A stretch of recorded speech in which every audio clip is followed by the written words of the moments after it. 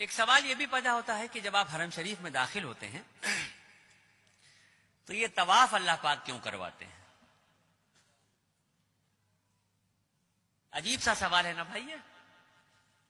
آپ اللہ کے مہمان بن کے گئے ہیں، آپ کی تو خاطرداری بٹھال کے کرانی چاہیے تھی، دستر لگنا چاہیے تھا. یہ اللہ پاک طواف کیوں کرا رہے ہیں اپنے گھر کا؟ آدم علیہ السلام کو جب اللہ رب العزت نے بنایا، فرشتوں کو جب یہ حکم دیا کہ آدم کو سجدہ کرو، اللہ رب العزت نے آدم علیہ السلام کا اور فرشتوں کا ذہنی اعتبار سے مقابلہ کروایا، اور اس ذہنی اعتبار کے مقابلے میں آدم علیہ السلام کی جیت ہوئی، اور فرشتوں نے 7ویں آسمان پہ بیت المعمور کے نام سے اللہ کا ایک گھر ہے اس کا طواف کیا. جب اس کا طواف کیا تو اللہ رب العزت کو یہ ادا بہت پسند آئی، اور اسی وقت جبرائیل علیہ السلام کو یہ حکم دیا گیا کہ آدم کو لے کے زمین پہ جاؤ اور بیت المعمور کے ٹھیک نیچے روئے زمین پر میرے ایک گھر کی تعمیر کرو، تاکہ میرے بندے اگر مجھ سے اپنے عشق کا اظہار کرنا چاہیں یا اپنی کسی غلطی کا کفارہ دینا چاہیں تو میرے گھر کا طواف کریں. اگر مجھ سے اپنے عشق کا اظہار کرنا چاہیں یا اپنی کسی غلطی کا کفارہ دینا چاہیں تو میرے اس گھر کا طواف کریں. اور سن لیجئے، ہم جو اللہ کی اشرف المخلوق ہیں، ہماری جب تک سانس چل رہی ہے آپشن کھلے ہوئے ہیں ہمارے سامنے.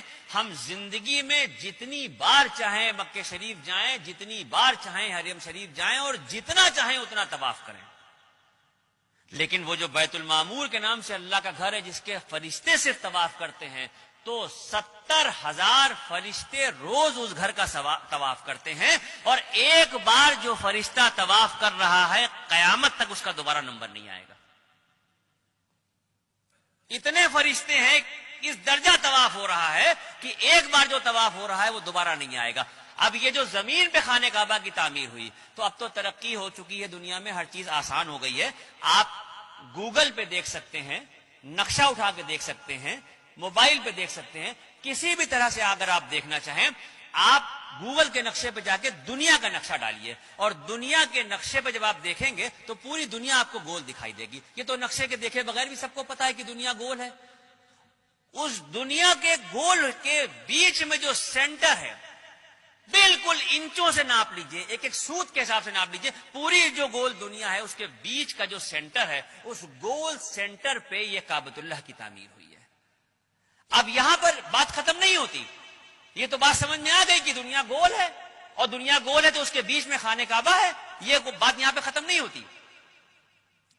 اگر سائنس یہ کہتی ہے، میں نہیں کہہ رہا ہوں، اگر سائنس یہ کہتی ہے کہ دنیا گول ہے اور گھوم رہی ہے، تو پھر میرا ایمان یہ کہتا ہے کہ مذہب و ملت کی پرواہ کیے بغیر اس دنیا کا ہر شخص کعبۃ اللہ کا طواف کر رہا ہے.